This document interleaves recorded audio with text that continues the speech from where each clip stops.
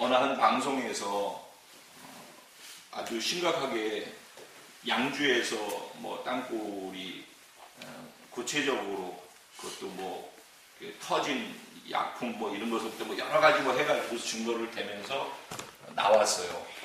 그래서 이건 굉장히 증거가 신빙성이 있고 그런 것이니까 그래서 제가 이제 목회자들한테 그걸 또 돌렸어요. 그런데 27일 날 MBC에서 또 거기에 대해서 반대하는 아예 노골적으로 그건 잘못됐다. 이제 정부가 이제 가만히 안 있고 대처하겠다. 법적인 조치를 취하겠다. 이런 식으로 또 나왔어요. 그러니까는 이 두 가지가 동시적으로 지금 이게 나와 있어요. 그래서 저는 그런 생각을 한 거예요. 이제 우리 목회자하고도 그런 얘기를 문자로 하고 주고받고 그랬는데 제가 웬만한 일반적인 것들이라 한다면은 전에 동성애에 관한 거 나왔었어요. 그래서 제가 그것을 가지고 기도를 돌렸었는데 나중에 보니까 바로 이번 달에 아니면 내일 모레 이 결과가 나오니까 빨리 문자로 해가지고 해야 됩니다. 막 이런 거 나왔었거든요. 제가 그거를 보냈었는데 나중에 보니까 이게 벌써 상황 종료된 내용인데 그게 돌고 있어가지고 그래서 오히려 기독교계가 부정적 이미지로 사회에 비춰지고 국회 게시판에 막 상황 종료된 내용들이 막 그냥 올라가고 이래가지고 문제가 되고 욕을 먹고 이런 일이 있었어요. 그래서 제가 정식으로 사과를 하면서 죄송하다고 정확하게 알아보지 못하고 그렇게 보낸 것을 그렇게 이제 죄송하다라고 해서 글을 보냈어요. 저 입장에서는 중요한 이슈가 되고 기독교에서 이걸 기도해야 된다고 보기 때문에 위기를 느끼기 때문에 우리가 해야 될 도리라고 생각해서 그것을 하는 것입니다. 그런데 마찬가지로 전쟁설에 대한 것, 이게 우리나라가 뭐 남북이 갈라져 있지 않고 그렇다고 한다면 문제가 안 돼요. 그런데 이게 나뉘어져 있는데 지금 뭐 증거도 들이대면서 이런 상황이 있다라고 하고 그것도 군 장성으로서 공군의 군수사령관으로 있었던 그런 신뢰할 수 있는 자리에 있었던 분이 그런 얘기를 하니까 뭐 그런데다가 무슨 또 뭐 한쪽에서는 뭐 미국의 전도사가 또 무슨 예언한다고 그러면서 얘기하고 또 어느 목사 여자분들이 이 영빨이 있어가지고 다 맨 주로 여자들이 그렇게 하시는데 그게 다 좋다는 거예요 저는. 그런데 그거는 한쪽으로 듣고 뭐 그렇다 안 그렇다 그럴 수 있는데 이거는 군에서 실제 하고 있는 분들이 이런 얘기를 하니까 제가 이거 간과하고 그냥 덮을 부분이 아니라 정말 같이 기도를 해야 되겠다. 이거 뭐 밑져야 본전이잖아요. 나라 위해 기도하는 거고. 이 12월 달에 그런 일이 만에 하나 일어나면 안 되니까 기도하는 건 좋은 거니까. 그래서 제가 이제 그렇게 했어요. 근데 이제 27일 날 MBC에서 그게 나오는데 제 생각은 그래요.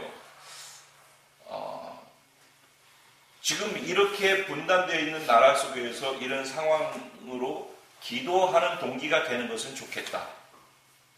그래서 기도했으면 좋겠습니다. 기도하시기 바랍니다. 뭐 이런 일 없으면 기도도 안 할 거 아니야. 그러니까 이런 일 때문에도 살고 싶어서라도 기도하면은 그 기도 시간이 그래도 없는 것보다는 나은 시간이야. 하나님은 그만큼이라도 들여다볼 테니까. 제가 왜 서두를 이걸로 시작하느냐. 뭔가 어떤 상황에 의해서 위기라고 하는 것을 느낄 때 어떻게 할 것인가에 대한 대처 방법은 다양하고 여러 가지가 있을 수 있다는 것입니다. 저는 국가에 대한 이런 위기의 루머가 됐든 뭐가 됐든 위기에 대한 인식을 가지고 어떻게 반응하느냐. 이걸 듣고서 또 반응하는 또 다른 반응들이 얼마든지 있어요. 저는 어제 그제 종교개혁주일로 이제 성근 목사님 말씀을 선포해 주셨어요. 목사님 말씀해 주신 것의 핵심은 이것입니다. 종교개혁, 500년 전에 일어난 종교개혁이 왜 일어났는가? 뭐 베드로 성당 말씀해 주시죠. 나는 그거 말씀 한 편을 들으면서 제가 그냥 전체를 알고 있지만은 섬세하게 세부적으로 구체적으로 어떤 일이 있어서 이렇게 됐다라는 것까지를 풀로 다시 한번 쭉 볼 수 있어서 너무너무 좋은 시간이었어요. 네. 그런데 그 말씀 속에서 목사님이 종교개혁이 일어나게 된 배경에 대해서 말씀해 주셨어요. 그죠? 그 배경 가운데 카톨릭이 얼마나 그 당시에 부패하고 썩어 있었던가 하는 것과 그것을 발단시킨 또 다른 문제 중에서 성 베드로 성당, 즉 교회를 짓는데 교회에다가 150년 들여가지고 그 아름다운 성전을 짓기 위해서 돈이 필요하기 때문에 그렇게 했다 면죄부 얘기가 나왔지 않습니까? 그러면 이 얘기 뭐냐면은 그래서 결국은 그걸 통해 가지고 루터가 등장하면서 이렇게 되어진 것 속에서 첫 번째 종교개혁의 첫 번째 이슈는 오직 성경으로 솔라 스크립처 성경으로 돌아가자는 거예요. 성경으로 돌아가자. 우리는 너무 성경에서 멀어져 있다는 거예요. 그리고 신부들이 라틴어로 되어 있는 성경만 신부들만 읽을 수 있어요. 왜냐하면 일반 사람들은 라틴어를 몰라. 성경이 어려워. 읽을 수가 없어. 그래서 모르니까 못 본단 말이죠. 그래서 신부들만의 특권이 됐고 그리고 신부들이 엉터리로 얘기를 하더라도 그게 그런 줄 알고 다 따라갔단 말이에요. 무지몽매했다는 얘기입니다. 그래서 신부 중에 하나로 있었던 루터가 이건 성경하고 너무 멀어있다. 성경으로 돌아가자. 이게 이제 개혁의 첫 번째 가장 중요한 이슈였단 말이에요. 두 번째 뭐예요? 그리고선 이제 얘기한 게 뭐예요? 루터의 얘기를 했어요. 아버지가 어마어마하게 엄했다. 그래서 하나님 아버지도 엄한 하나님 아버지로 인식을 하기 때문에 그래서 엄한 분 밑에서 있으면은 그분의 마음에 들게 하기 위해서 인정받기 위해서 그분이 원하는 대로 하려고 하고 잘못 안 하려고 하고 잘못하면 맞고 혼나니까 그래서 자꾸 잘못 안 하려고 그런단 말이죠. 그게 습관이 돼서 몸에 배어 있는 것이 예수를 믿고 하나님 안에서 신앙생활하는 거에 있어서도 요만한 죄가 있어도 그 죄에 대해서 민감한 것 자체는 너무 좋은 겁니다. 그래서 이제 자기의 죄를 들여다보고 조명하고 하나님 안에 깊이 나가고 이런 건 좋은 건데 그것이 구원하고 연결되어지고 그거 아니면 구원을 못 받고 하나님한테 징계를 받고 이런 두려움으로서 되어지는 요소 하나님의 공의만 작용을 하고 공의에 대한 두려움으로만 반응하는 그런 것 안에서 이게 자기 아버지에 대한 육신의 아버지가 하나님 아버지를 왜곡시켜버리는 그런 상황 속에서 있었다는 거예요. 그런데 그런 것 속에 있다가 신학교를 가게 되어지고 신학교 가서 공부를 하면서 가르치려고 하다 보니까 성경을 구체적으로 읽는 가운데 하나님의 성령께서 감동을 주셔서 본문 말씀 로마서 1장 16절 17절 말씀 속에서 오직 의인은 믿음으로 말미암아 산다. 구원은 믿음으로 받고 믿음으로 의롭게 되는 것이지 이런저런 것 때문에 되는 것이 아니다 하면서 하나님으로부터 오는 자유함, 진정한 구원을 경험하게 되어지죠. 그러니까 두 번째 솔라 피데, 두 번째 오직 믿음으로, 첫 번째 무엇으로? 오직 성경으로, 그 성경 말씀을 믿는 믿음으로. 그 성경 말씀과 믿음과 이 두 가지가 뚜렷하게 하나로 이렇게 위에 서 있단 말이죠. 그리고 사실은 시간이 안 되기 때문에 다음 얘기를 안 했지만 세 번째 얘기를 갖다 뭉뚱그려가지고 말씀을 해주셨어요. 그게 뭐냐? 만인 제사장설이에요. 이제 우리는 성경으로 돌아가서 그걸 정말 믿고 그런 삶을 우리가 살아내는 삶을 살아야 된다. 그러니까 신부만이 고해성사하고 죄를 용서해주고 그리고 신부만이 제사장 역할을 하면서 그 죄를 사해주는 중간 역할, 기도해가지고 하나님한테 올려주는 역할하는 중개자의 역할하는 그런 게 아니라 모두 예수를 믿고 구원받은 사람이라면 모두가 제사장이다. 그래서 베드로전서 2장 9절 말씀에 보면 너희는 왕같은 제사장이요. 누가? 예수 믿는 저와 여러분 모두가 다 제사장이라니까. 모두가 다 신부가 하는 일, 목사가 하는 일, 우리 모두 다 해야 된다는 거예요. 그게 우리의 삶이 구원을 받았다면 받은 사람이 그런 삶을 살아야 된다는 거예요. 모두가. 이게 종교개혁의 핵심 3주제였어요. 그런데 이제 500년이 흘러오면서 이 핵심 주제가 다시 필요로 하게 됐다는 거예요. 다시 종교개혁이 일어나야 되지 않느냐라는 얘기가 우리 안에 이 얘기가 없는 것이 아니라 우리의 삶에 이것이 없다라는 거예요. 이해됩니까? 우리 안에 이 얘기는 있어요, 언제나. 근데 이 얘기는 논리적으로 있고 늘 설교 가운데 있는 얘기인데 이것이 우리의 삶하고는 너무나 괴리가 있다는 거예요. 우리는 그렇게 살아내지 않는다는 거예요. 그러면 전에는 잘못되어 있는 것에 대해서 정확하게 이걸 해, 이게 맞지 않느냐라는 걸 갖다가 하면서 개혁이 일어났다 하면은 지금은 우리가 그렇게 살고 있는데, 이거 있는데, 어떤 면에서 보면 캐톨릭에도 그건 있었을 거 아니냐고. 있는데 성경에 있는 내용으로서 삶이 멀어졌다는 얘기 아니냐고. 근데 오늘 지금 500년이 지나면서 이게 너무 희석되어졌단 말이에요. 또 본질이 너무 멀리 갔다고 보는 거예요. 목회자 입장에서 저는 지금이 또 다른 개혁이 필요한 시기라고 보고, 지금 우리가 살고 있는 신앙생활이라고 하고 있는 이 교회와 성도들, 목회자들의 우리들 자체를 보면은 좀 위기를 느끼는 거예요. 전쟁의 위기를 느끼면서 지금 우리들이 반응하는 것처럼 정말 위기를 느끼는 거예요. 근데 지금 이런 내용들이 시중에서 떠돌고 있고 위기감을 갖고 있는 사람들이 있고 기도한 사람이 있다는 사실도 모르고 지난 사람도 여기에도 있을 수 있어요. 그러겠죠? 여기에도 그럴 수 있어요. 근데 이거를 아는 사람이 있어요. 이걸 아는 사람인데 이것은 이것도 무조건 또 잘못된 거야 라고 하고 그냥 또 넘겨버리는 사람이 있고, 이것이 맞든 틀리든 이것을 기도하는 사람이 있을 거란 말이죠. 그러니까 위기라고 하는 것이 있을 때 여기에 대해서 반응하는 반응은 다 다를 수 있다는 거예요. 아예 그걸 모르고 사는 사람도 있고, 알고서 그것을 반응하는 사람도 있고, 그것은 별거 아니라고 생각하고선 넘어가는 사람도 있을 거라는 거예요. 근데 똑같이 지금 우리가 살고 있는 이 시대에 기독교가, 교회가, 성도가, 내 목회자가, 우리가 위기감을 갖느냐 하는 거예요. 첫째, 우리는 그 위기의식이 있느냐 하는 거예요. 저는 굉장히 위기감을 가져요. 더군다나 제가 평신도로 사는 게 아니라 목회자로 있는데 뭔가를 제시하고 방향을 잡고, 그래서 우리 성도들이 바르게 갈 수 있도록 만들어줘야 될 책임이 제 안에 있고, 결국은 그걸 제가 못하면은 하나님 앞에 갔을 때 저는 그거 가지고선 하나님 앞에 셈할 거라고 생각해요.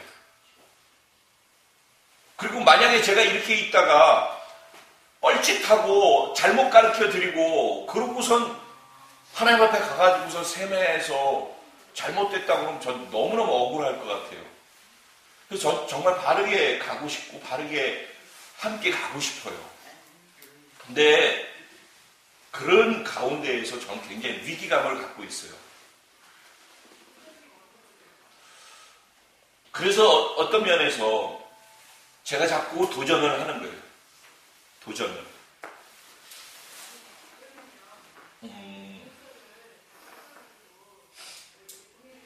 사실 오늘은 제가 지난달에 이제 화요 모임을 갖고 난 다음에 기도했어요. 집에 가서.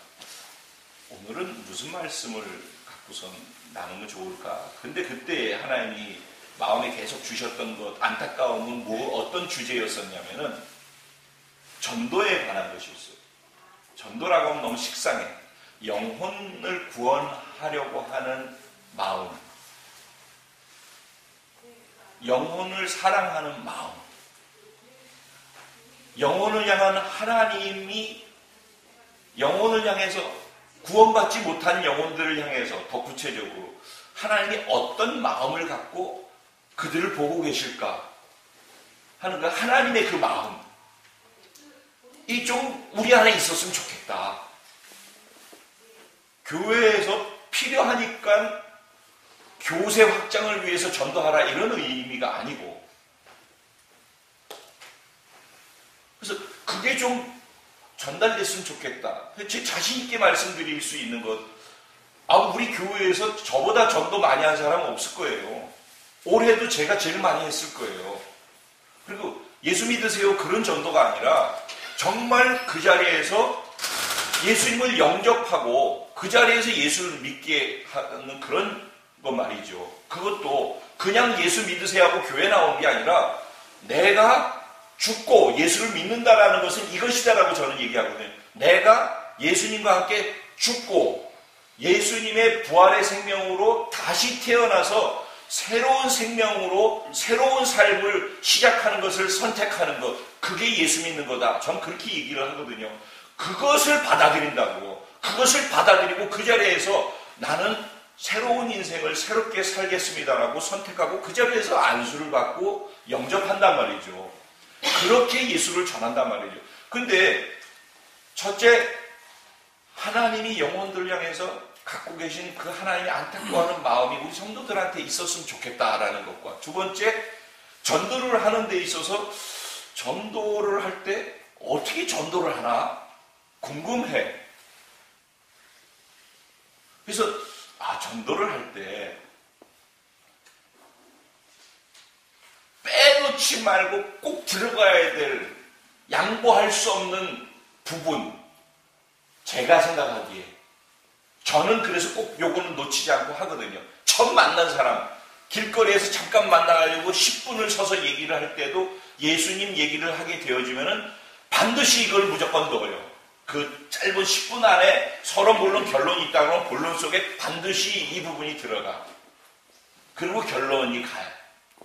그 시간이 나한테 주어진 게 얼마가 됐든지 간에 2시간이면 2시간 속에, 3시간이면 3시간 속에, 10분이면 10분 속에 반드시 들어가야만 하는 것, 양보할 수 없는 것.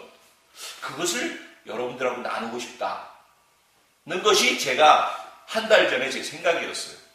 그리고 교회에 지금 전도지 만들어져 있죠. 전도지. 그 전도지를 만들 때 재호 목사님하고 이렇게 하다가 저한테 이제 제가 여기 없어도 그런 중요한 것들을 하는 거에 있어서 계속 교감이 되고 있거든요. 제가 그 전도지 그걸 받았어요. 받아서 초안으로 되어진 걸 봤는데 주로 이제 사형리에 관한 부분하고 이렇게 해가지고 나와 있는 것이에요.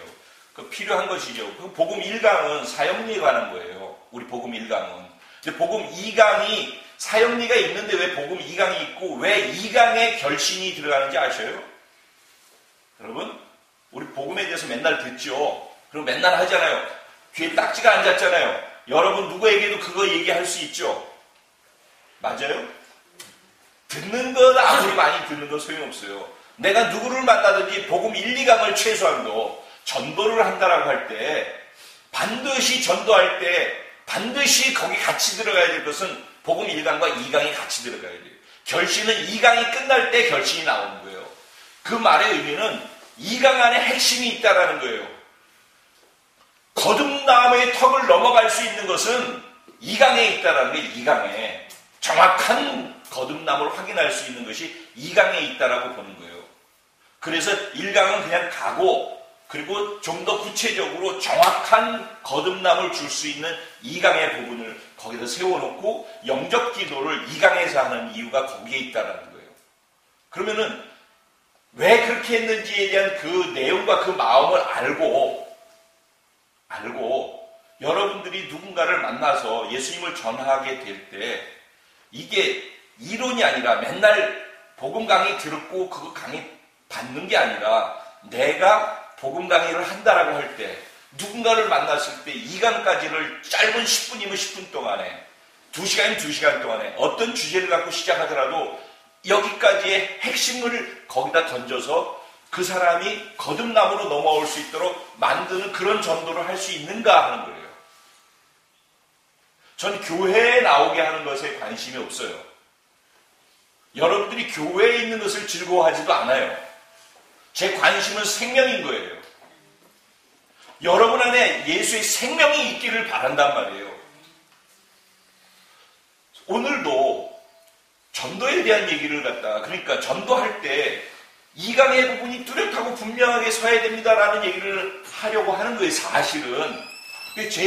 제가 오늘 마음을 나누는 주제는 이것인데 근데 왜 자꾸 이것을 얘기하려고 하는데 이 얘기가 안 나오고 생명의 얘기로 자꾸 이쪽 생명의 얘기로 가게 되느냐 하면은 일본 가신 분들은 아실 거예요. 제가 10분만 한다고 그러잖아. 근데 웃을 얘기가 아닌 게 10분만 하려고 그래 정말. 그래서 나는 여기 온 이유, 일본에 온 이유, 하나님이 여기를 보내신 이유에 대해서 그거 얘기하면서 기도와 예배를 제대로 된 기도와 예배, 하나님이 뭘 원하시는지 그 기도를 하고 예배가 살아서 역동하는 예배를 경험함으로써 그게 에너지가 돼서 결국은 세례 요한의 사역 주님이 오시는 길을 예비하는 선교의 사역을 감당할 수 있도록 하자라는 것, 그 세 가지를 얘기하고 싶은 거예요. 그리고 일본에 그걸 세우라고 하나님 마음 주셨기 때문에 그거를 세우려고 하는 것이에요. 그러니까 이 얘기만 하면 되는 거거든.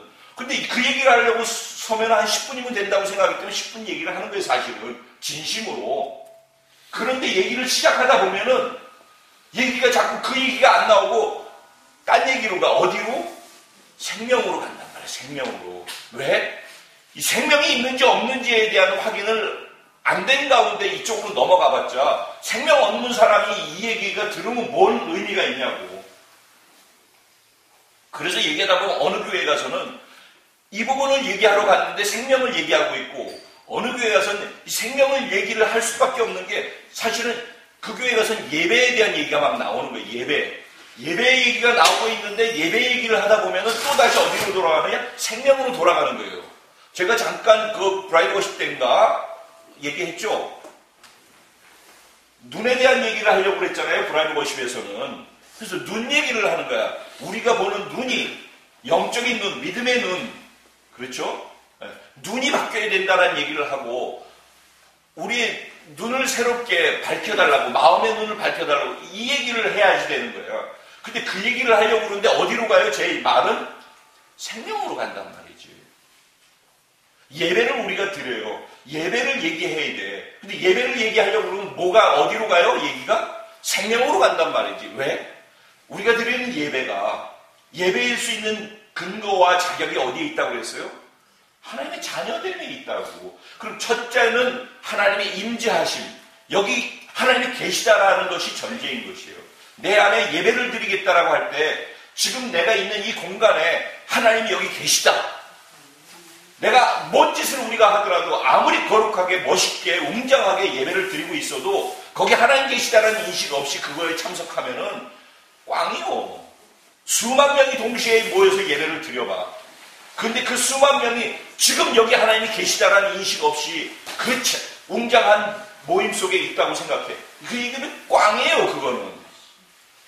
지금 10,000명이 예배를 드리고 있을 때 그 10,000명이 지금 여기 하나님이 계시다 라는 인식 속에 그 하나님 앞에서 내가 반응해야 된단 말이죠. 그래서 자꾸 예배는 만남이라고 얘기를 하잖아요.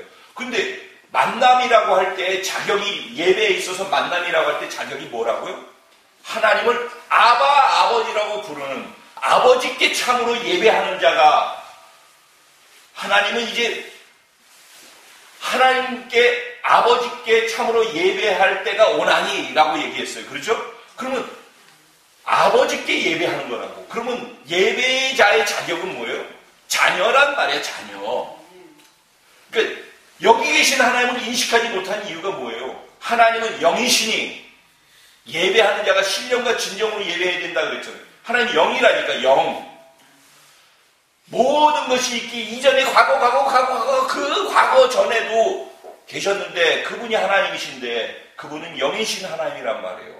그리고 그분은 영원한 생명으로 존재하시는 하나님이란 말이에요.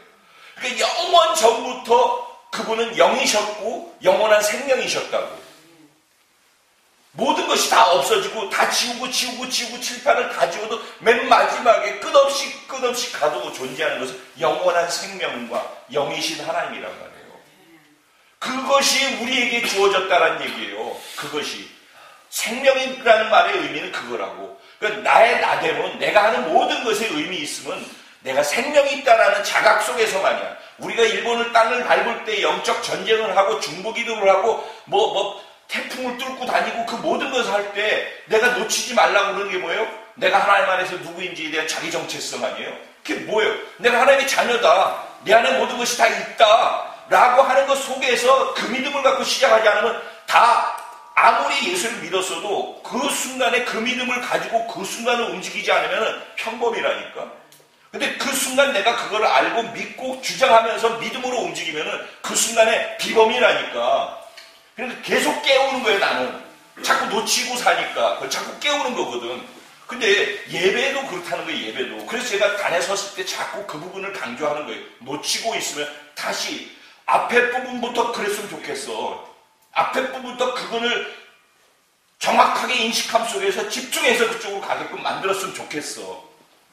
그냥 그렇게 우리가 이거 하니까 그냥 된다라고 따라올 거라고 생각하지 않고 처음부터 그 부분을 날카롭게 해서 뾰족하게 긴장함 속에서 그분을 인식하면서 찬양이 시작될 수 있도록 그렇게 됐으면 좋겠어. 그럼 내가 뒤에 부연 설명을 굳이 안 해도 돼. 근데 꼭 내가 서면은 그걸 하게 되는 이유는 그 부분을 다시 집어서 뾰족하게 만들고 싶어서라는 말이죠. 지금도 제가 왜 이 얘기를 계속 하느냐. 위기를 갖고 있다는 이 말의 의미는 왜? 우리가 하는 것 안에 행동은 다 있어. 근데 본질, 생명으로부터 이렇게 멀리 떨어져 있는 것 같은 느낌이 드는 거예요. 우리뿐만 아니라 교회가, 한국교회뿐만 아니라 세계의 교회가, 그래서 제가 위기감을 갖는 거예요. 그러면은 예배 얘기하려는 것도 아니고 전도 얘기를 하려고 하는데 전도에서 사람들에게 짧은 시간에 뭘 나눌 것인가를 얘기를 해야 되는데 생명이 자기 안에 있어서 그 생명의 벅찬 감동을 누리고 있는 사람만 그 생명을 나눌 수 있잖아요.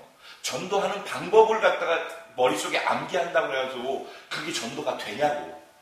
지식이 가고 뭐 딴 게 갈 거 아니냐고.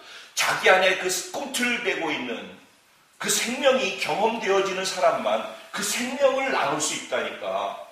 근데 이 생명으로 넘어가는 턱이 뭐냐고. 그 생명으로 넘어가는 턱이 나는 죽고 그리스도의 생명으로 다시 태어나는 거란 말이죠. 네? 그리스도의 생명으로 다시 태어나. 이건 아무 상관이 없어. 그거 무슨 상관이야? 저게 내 모습이에요. 언제나. 오늘 지금 안 그러지 내일 내 모습이고. 그렇기 때문에 우리는 이런 거에 신경을 쓰면 안 돼. 정말이에요. 제가 생명이라고 얘기할 때 안타까운 뭐냐면 우리가 생명을 멀어져 있다라고 하는 이유는 뭐냐면은 우리들이 돌아가는 건 다 돌아가고 있어요. 근데 그 안에 생명의 핵이 뭐예요? 생명이라고 하는 것은 핵이 뭐예요?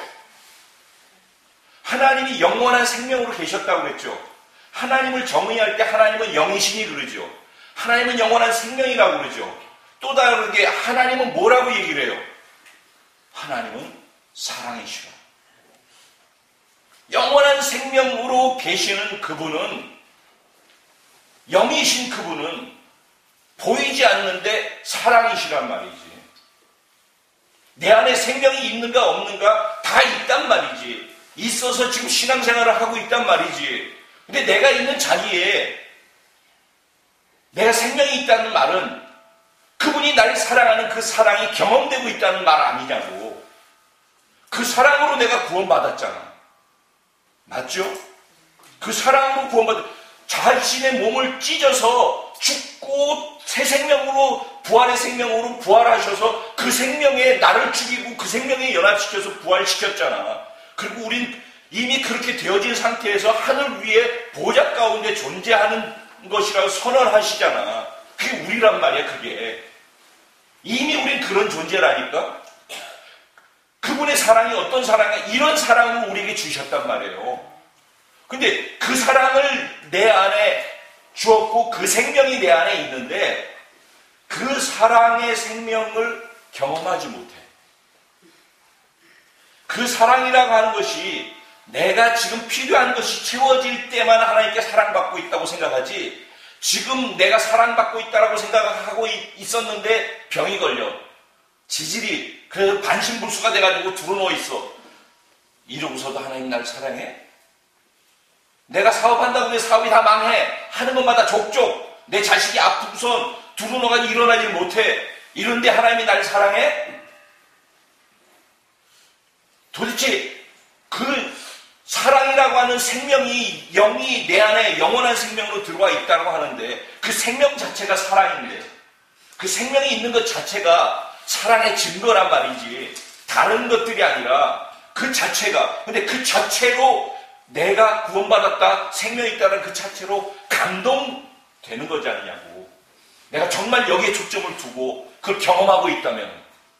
근데 이게 없다라는 거예요. 지금 너무 멀리 와 있다는 거예요. 이렇게 시작은 했는데 이게 없다라는 거예요. 경험되어지지 않는다는 거예요. 너무 당연한 것이고 우리가 하는 것들은 너무 반복되어지면서 이게 패턴이 되어졌어. 패턴이. 하나의 패턴이. 근데 그 패턴이 굴러가는데 다 그 패턴 가운데 계속해서 생명도 있고 사랑도 있고 그래야 되는데 그게 다 없단 말이에요.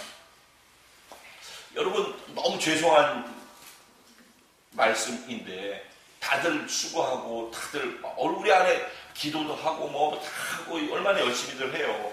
오늘도 이렇게 모이고 이거 자체가 다 수고인데 헌신이고 그렇게 하고 있는 가운데 이런 얘기를 하는 것이 외람될 수도 있다는 생각이 들어요. 그런데 높아심도 제 안에 있는 거예요. 위기감이. 근데 이거 하는 모든 것에 이게 있어가지고 그걸 하면은 할렐루야예요. 근데 만약에 그냥 이거는 다 돌아가고 있는데 이게 없고 이거로부터 멀어져 있다. 그런데 그거는 계속 돌아가고 있다. 그럼 이거 위기 아니냐는 거예요. 근데 저는 위기로 느껴지는 거예요. 진심으로. 그래서 깨우고 싶은 거예요. 왜 이게 목류병처럼 움직이고 있어. 자고 있다고 생각하는데 움직이고 있어. 근데 자기가 자고 있는지 움직이고 있는지를 모르는 거잖아. 근데 그런 상태라는 위기가 있다는 거예요. 이게 우리 교회 얘기가 아니라 교회가 지금 기독교가 그러고 있다라고 느껴지는 거예요. 저도 거기에서 벗어날 수 없는 사람 중에 한 사람이기도 하고 그래서 이건 아닌데라는 생각이 드는 거예요. 그래서 이건 어떻게 해야 할 것인가 어떻게 그래서 자꾸 확인해보자.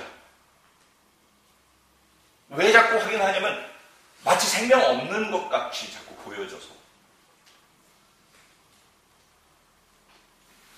우리 안에 정말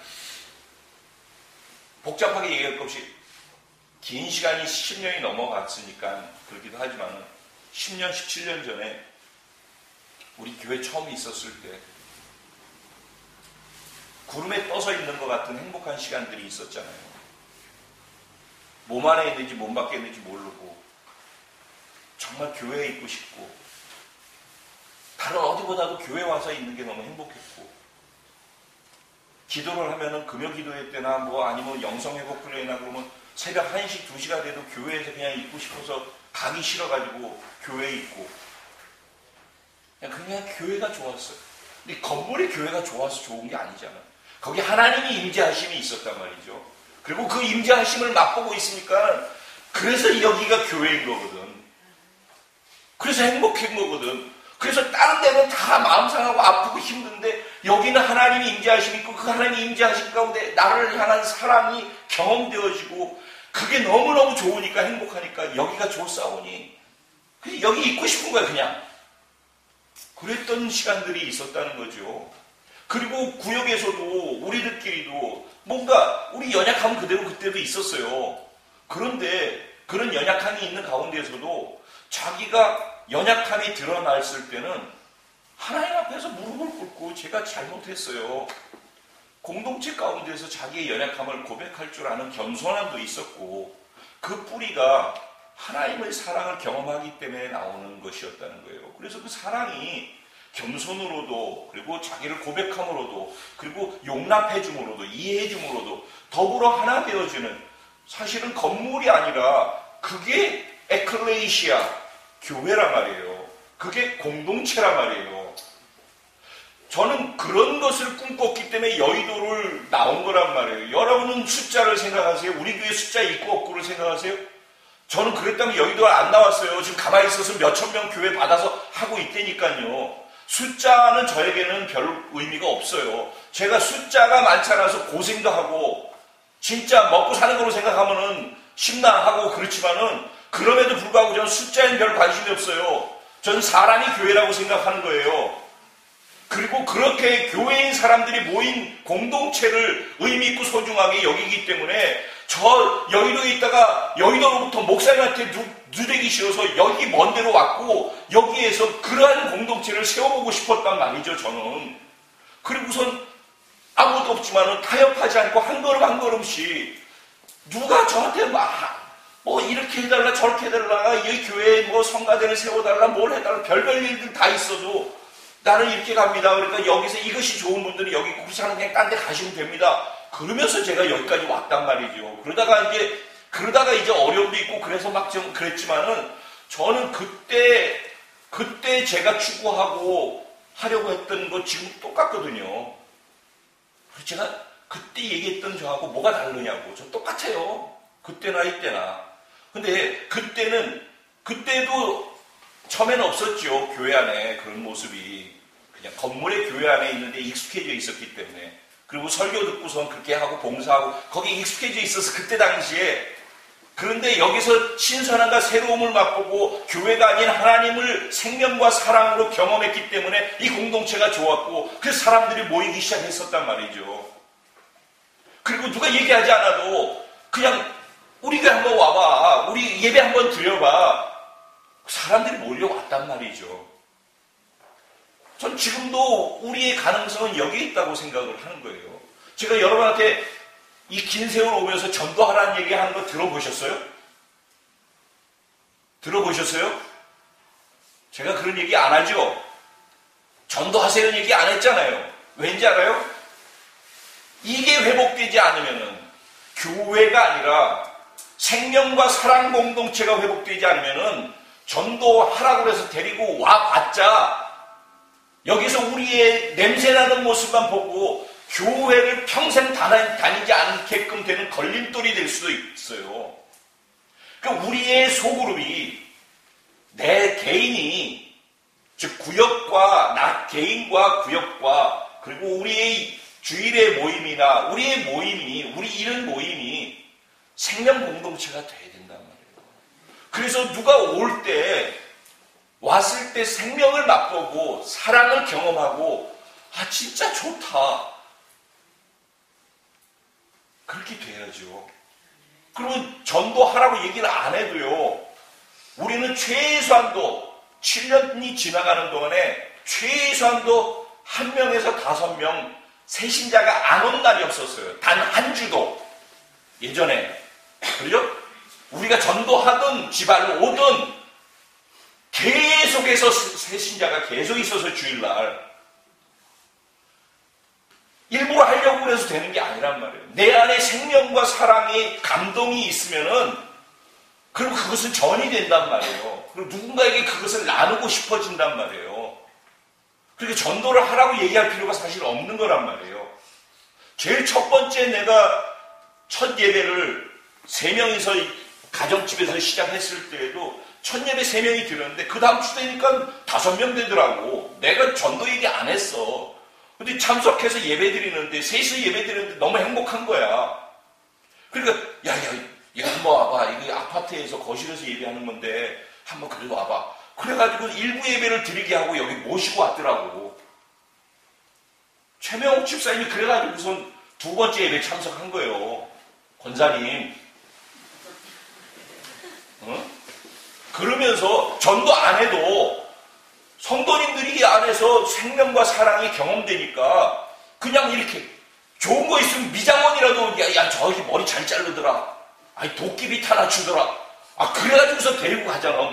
근데 음식점 개업하면 여기 한번 맛보여주고 싶지 않아. 내가 한번 먹어보면 하물며 그런 건데 내 안에 생명과 사랑이 들어와 있다고 하는데 다른 사람한테 야 이거 한번 맛봐라고 얘기할 수 없는 정도의 생명과 사랑이라고 한다면 내가 지금 그 정도로 그것을 맛보지 못하고 경험하지 못하고 있다면 우리가 생명이라고 하는 생명은 과연 진짜 생명인가라는 것에 대한 반문을 해보고 싶다는 거예요. 그리고 우리가 살고 있는 지금 이것은 행동은 돌아가고 시스템은 돌아가고 있는데 이 본질 안에서 있는 것들이 구역 안에서나 이런 모든 모임 속에서 우리 안에 정말 사랑이 없어요. 죄송해요.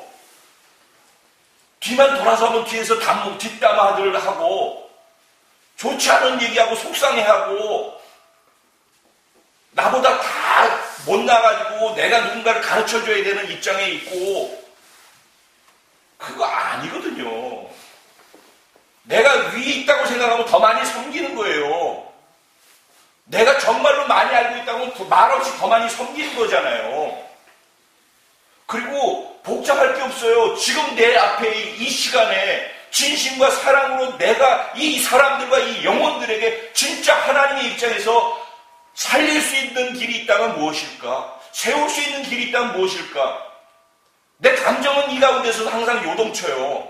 그럼 이 둘 중에 봐야지. 이 카메라를 볼 것인지 아니면 이 다른 수많은 것들을 볼 것인지. 하나님은 지금도 나를 이렇게 카메라로 들여보시고 내가 여기다가만 눈 맞추기를 바라신다고. 하나님 정말 평생 내가 이러기를 바라셔. 근데 항상 나로 하여금 눈을 마주치도록 만드는 수많은 요소들이 존재한다고. 이 수많은 요소들이 내 감정을 날 좀 봐줘, 날 좀 봐줘 다 하고 있단 말이지. 이 사람일 수도 있고 환경의 문제일 수도 있고 무엇일 수도 있다는 거야. 다 내 눈을 빼앗아서 자기하고 눈 맞추기를 원한단 말이죠. 근데 이게 진짜 생명임을 알고 이 생명이 내 안에 있고 이 생명과 이 생명은 교감되게 돼 있어요. 그분으로부터 온 생명이기 때문에 그 생명 때문에 내 영이 살아났기 때문에 이 영이신 하나님의 생명과 교감되게 돼 있다고. 자녀면은. 근데 우리 교감이 끊어져 있는 것 같다는 위기감을 느낀다는 거예요. 그러면은 정말 나는 너무 죄송해요. 그리고 이걸 오해하지 않고 들었으면 좋겠어요. 이게 잘못 왜곡될까봐. 정말 구원을 받은 생명이 있는 자인가라는 것을 적어도 자기의 스스로의 믿음을 가지고 한번 생각해 봐야 된다는 거예요. 그리고 정말 나는 있어 확신이 된다면은 적어도 그 다음에는 생명이 있다고 하면서 교회 생활하지 말고 생명으로 살아가는 삶을 살아야 된다니까. 그리고 생명 공동체를 만들어야 된다니까. 구역이 모이는 모임이 중요한 게 아니란 말이에요. 생명을 경험하는 게 구역이지 모여가지고 뭐 하는데. 그리고선 성경 얘기하고 요번 주에 있었던 거 이게 나눔 갖고 그리고 기도하고 그거 딱 끝나면은 세상 얘기하고 그거 딱 끝나면은 상처 주는 얘기들 하고 딱 고개만 돌리면은 예배 시간 딱 끝나고 고개만 돌리면은 서로 그냥 불안해. 뭔지 알아요? 다 나란 말이다. 내 감정, 내 자존심. 내가 너무 강하게 살아있어요. 나 죽었다고 하는데. 옳고 그름은 분별할 수 있어요. 그리고 분명히 잘못됐고 억울한 것도 있을 수 있어요. 살다 보면은. 근데 그것 때문에 억울하다는 것은 잘못됐다는 얘기고, 그러니까 옳은 것은 이거라고 할 때 감정이 반응하게 되어지죠. 그리고 감정으로 말할 수 있단 말이에요. 근데 그것에 충실하면은 뭐가 문제가 생기냐면은 하나님이 살리고 세우는 그 목적이 흔들려요. 그래서 하나님은 우리에게 선악을 알게 하는 나무를 먹게 하려고 하지 않았고 생명나무를 먹게 하려고 했던 거예요. 우리는 예수 그리스도를 생명나무로 먹고 그 생명으로 다시 태어난 사람들이에요. 이미 우리는 생명나무를 먹은 사람이라고. 그런데 내가 구원받았다 생명 안에 있다는 말이 생명나무 먹었다는 말인 줄 몰라. 그리고 자꾸 선악과를 먹은 사람으로 선악과를 갖고 살아. 나의 삶의 동력이 생명나무가 되어야 되는데 선악과가 내 살아가는 동력이 된단 말이에요. 원리가 기준이 생명이 아니라 옳고 그름으로 반응하는 내 반응, 내 감정, 여기에다 내 에너지 쓴다. 예를 들면 더 쉽게 얘기해요. 제가 예를 들어서 이런 얘기는 절대 하지 마요. 내가 이제 중요한 비밀을 얘기를 했어. 이 얘기는 얘기하지 마세요. 정말 부탁입니다. 내가 다음번에 얘기할 때까지 정말 얘기하지 말아주세요. 그렇게 부탁을 해. 그러면서 제가 뭐라고 그러냐면 그분들에게 그래도 또 연약하기 때문에 또 분명히 잘못될 것도 난 알아. 그래서 그분들에게 자유를 주면서 하지만은 그들이 성숙될 수 있는 기회가 될 수 있도록 하기 위해 이 얘기 절대 하지 말라고 얘기를 하면서도 덧붙여서 하는 얘기가 만약에 그럼에도 불구하고 누군가 하지 말라고 한 그 얘기를 자기도 모르게 하고 있다면은 그게 자기라고. 내가 얼마나 말씀대로 살지 못하고 말씀대로 살기 어려운 약한 존재인지에 대해서 스스로 알고 겸손해서 폼 잡고 다니지 말고 정말로 겸손하게 자기를 들여다볼 줄 알고 자기를 바꾸려고 하는 몸부림과 노력이 그런 상황을 경험하면서 오히려 자신을 세울 수 있는 기회가 됐으면 좋겠다고. 제가 그런 얘기했어요. 그러죠? 우리가 그렇게 약해요. 우리가 그렇게 부족해요. 저도 또 한 부분 그래요. 그래서 이를 악물고 생명으로 살 수 있는 건 무엇이지? 계속 이쪽에서 반응해야 될 것들이 계속 나를 보라고 하는데 생명으로 사는 건 뭐지? 파도는 계속해서 있는데 홍수 위에 좌정하시는 그분만 바라보고서 눈을 놓치지 않을 때 홍수가 파도가 잠잠게 될 수 있지 않겠어요? 이게 사실은 성경에서 얘기하고 있는 원리 아니겠어요? 이게 생명으로 살아낼 수 있는 비결 아니겠어요? 그래서 이런 가장 기초되어지는 부분이 우리가 살고 있는 삶하고는 굉장히 거리가 멀어져 있기 때문에 생명이 있는 게 맞나? 하는 불안감, 위기감. 만약 우리 성도들 안에 지금 보여지는 것만 보면 있는지 없는지 잘 모르겠는데 없어가지고 종교생활을 하는 것으로 보면 나 안 되겠는데 그렇게 자꾸 그 얘기를 확인시켜드리고 싶고 여러분 안에 정말 그것이 있습니까? 근데 여기에서 이것으로 넘어가는 거에 있어서 핵심 키워드가 뭐라고? 이것을 동의할 수 있는 유일한 근거는 뭐라고?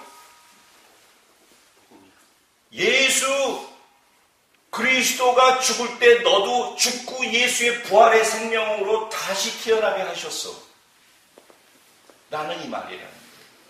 그러면은 그게 나하고 뭔 상관인데? 예수 죽었는데 나도 죽었다고 그러고 뭐 예수 생명으로 다시 태어나 왜 그게 필요한데? 그거 나하고 무슨 상관인데? 라고 생각하는 사람은 절대 그걸 받아들이지 않아요. 그래서 어떻게 하는 건데? 이렇게 간다고. 그런데 내가 얼마나 한심스럽고 내 인생이나 내 삶이 내 스스로를 신뢰할 수 없는 부족하고 연약하고 아무것도 할 수 없는 절망적인 존재라는 진짜 사실을 경험하는 사람이라면 난 정말 이렇게는 못 살겠어요. 이런 나는 차라리 죽고 예수님 안에서 새 생명을 갖고 정말 그런 삶을 기회를 주신다면 그 삶을 갖고서 그렇게 살고 싶어요. 하고서 이걸 선택하더라고. 그래서 우리가 전도할 때 뭐 여러 가지 우리 교회 여러 가지 할 수 있지만은 저는 그것이 어떤 면에서 그 사람하고 나눌 수 있는 그 사람을 지옥에서 건질 수 있는 유일한 기회로 나한테 주어졌을 수도 있다라는 생각을 하는 거예요. 그래서 저는 기회만 되면은 닥치는 대로 머리 자르러 갔을 때에도 미장원에서도 그래서 일단 처음부터 미친놈처럼 무조건 얘기하면 안 되죠. 근데 어느 순간에는 짧은 10분을 스쳐 지나면서 만난 사람에게도 얘기해야 되는 상황이 있고 어떤 때는 계속해서 반복해서 가서 관계를 해서 마음을 열고 속마음을 나눌 수 있도록 되어져서 그거를 나눠야 될 때도 있고 그거는 상황에 따라 다르겠지만은 다 똑같이 뭐가 전해져야 되는가? 이 복음 1강에서 2강으로 넘어가는 죽음과 부활의 연합됨이 왜 필요한지를 정확하게 제시를 해야 된다. 죽음과 부활이 왜 당신에게 필요한지를 증명해야 된다. 전도에는 반드시 이것을 증명할 수 있는 능력이 있어야 된다. 그것은 자기가 죽음과 부활을 통과하지 않고서는 이 땅에서 사는 것이 고통스럽고 절망이라는 걸 뼈저리게 아는 사람만 그것을 정확하게 제시하고 얘기해 줄 수 있지. 그렇지 않으면 아무리 지식으로 들어도 다른 사람을 전도한다라고 할 때 이것을 가지고 전도를 못한다. 그래서 여러분들께 결론으로 돌아와서 여러분이 전도하실 때 반드시 절망을 확인할 수 있게 만들어주고, 그래서 죽음을 통과하고 부활한 예수 그리스도의 생명에 다시 태어남을 선택하는 그 선택의 기회를 줘야 돼요. 그것을 두려워하지 마세요. 두려워하지 마세요. 예수 그리스도의 복음은 어떤 사람에게는 걸려 넘어지는 거침돌이 돼요. 어떤 사람에게는 구원받아서 성전의 모퉁이 돌로서 예수 그리스도를 기초에다 놓고서 그 위에 성전이 쌓여져가는 구원의 돌이 돼요. 그거는 그분께 속해 있어요. 그러니까 난 정확한 십자가의 복음을 전하는 것만 잘하면 돼요. 결과를 두려워하지 마세요. 그리고 내가 살아가다 보니까 영적으로 깔아앉는다. 이렇게 계속 내 상태가 이렇게 가면 안 되는데 라는, 그래도 신앙생활을 하고 생명이 있는 사람은요, 자기 상태가 깔아앉으면은 이거 안 되는데 라는 위기감을 느끼게 됩니다. 생명이 없으면 그걸 못 느껴요, 조화들은. 근데 생명이 있으면은 모양새가 뭐 들풀이든 뭐가 됐든 어쨌든 생명이 있으면은 자기가 말라가고 있을 때 위기감을 느끼게 돼 있어요. 근데 그때 다시 살아나는 길이 뭔지 아세요? 자꾸 생명을 얘기하는 거예요. 자꾸 생명을 전하는 거예요. 정말입니다. 한번 해보세요.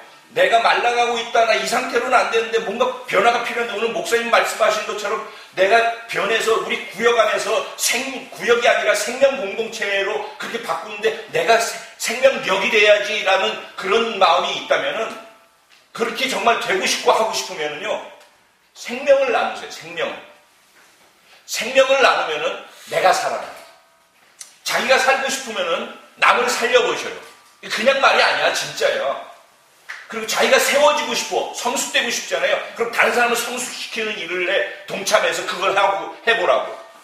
그걸 하면은 자기가 성숙돼서 세워지든지, 아니면 그걸 하면은 자기가 살아나고 함께 살아나고 세워지는 일이, 살리고 세우고는 말이 아니라 실제예요. 그걸 하라는 이유는 내가 살고 내가 세워지기 위해서 그걸 하라는 얘기예요. 논리적으로는 이해가 다 되시죠? 이해 안 되세요? 제 얘기가 어려운 얘기인가? 일단은 왜냐하면 꼭 이렇게 확인하는 것은, 첫째는 지식이 없어서 망해요. 그러니까 논리적 정리가 돼야 돼. 그래서 지식의 이해가 돼야지 돼요. 근데 두 번째는 그 지식의 성령의 계시가 임해야지 돼요. 그리고 성령의 능력이 임해야 돼요. 그래서 내가 성령을 의지하고자 하는, 성령으로만 그 알고 있는 걸 살 수 있다라는 것을 놓치지 않고 내 안에 계신 생명 대신 성령을 의지해서, 성령님 도와주세요. 성령님이 하세요. 매 순간 뭔가를 하고 있을 때, 기회만 되고 여건만 되면 걸어가다가도 마찬가지고요. 무언가 사역을 한다, 뭐 기도를 한다, 찬양을 한다, 예배를 인도한다, 아니면 뭐 설교를 한다, 아니면 남을 위해서 뭐 축복을 해준다, 아니면 병자를 위해서 기도를, 무엇을 하든지 간에 그것을 하기 전에, 손을 얹기 전에, 말씀을 선포하기 전에 반드시 놓치지 말아야 될 것은, 나는 지금 예수님과 함께 십자가에 죽었고 예수의 생명으로 다시 태어났는데, 지금 또다시 예수의 피가 덮여져서, 지금 이 시간, 바로 그 순간 예수의 피가 덮여져서 그것 때문에 나는 거룩하다. 그리고 그 피를 보고서 거룩한 성령님이 내 안에 충만하게 임하셔서 온 세포까지 다 그분이 나를 장악하고 계시다. 그게 믿어져야 돼. 그 과정을 내 스스로 내 머릿속에 갖고 내가 그것으로 믿어져야 돼. 그리고 자, 이제 하시지요 라고 자기를 비우면서 그분을 드러내야 돼. 그래서 내가 무엇을 하든지, 길을 가다가든지 뭘 하든지, 사업을 하든지, 누구를 만나가지고 거래를 하든지 뭘 하든지, 그거를 해야 돼. 그거를. 중요한 일입니다. 그걸 놓치지 마. 이걸 해야지 돼. 안 그러면은 가만 놔두면은 나도 모르게 그냥 막 내가 하고 있어. 내가. 그리고서 자기가 하고 있으면서 그분이 하신다라고 착각해. 내가 내 생각 속에서 긴장하면서 그분이 하시도록 자꾸 영적 긴장감을 갖고 그분이 하시도록 긴장을 풀지 않고 있어야지 그분이 그만큼 하실 수 있도록 내 믿음이 활용되어지지, 가만히 흘러가면 그냥 떠내려가. 우리는 그렇게 돼 있어요. 요걸 놓치지 말아요. 구역에서 모일 때 그렇게 하세요. 리더들은 그렇게 하셔요.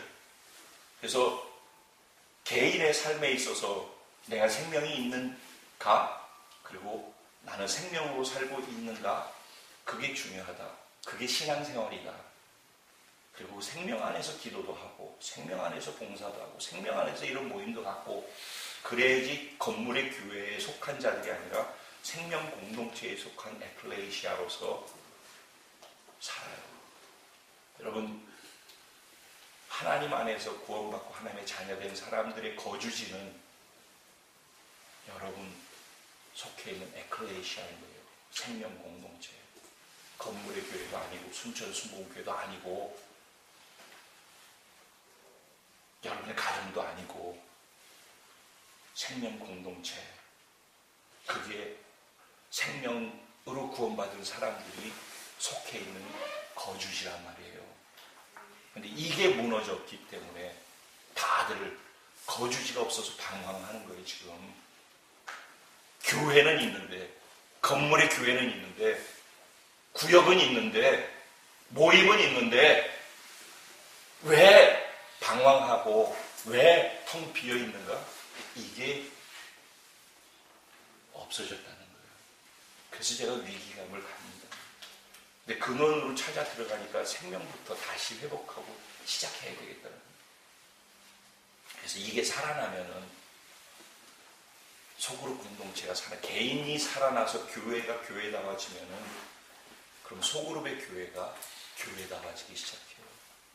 그 안에 진짜 생명이 꿈틀대고 사랑이 꿈틀대기 시작하면은 그러면은 달라져요.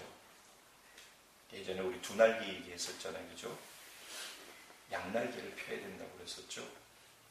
생명이 여기서 살아나서 소그룹이 생명 공동체로 회복되면, 그러려면 내가 생명 공동체로 회복되어지면, 그러면은 이쪽 날개가 살고, 그런 모임이 내가 살고 소그룹이 살면은 이쪽이 살아서 대그룹 날개까지 건강한 독수리로 하늘을 향해서 비상하는 거예요.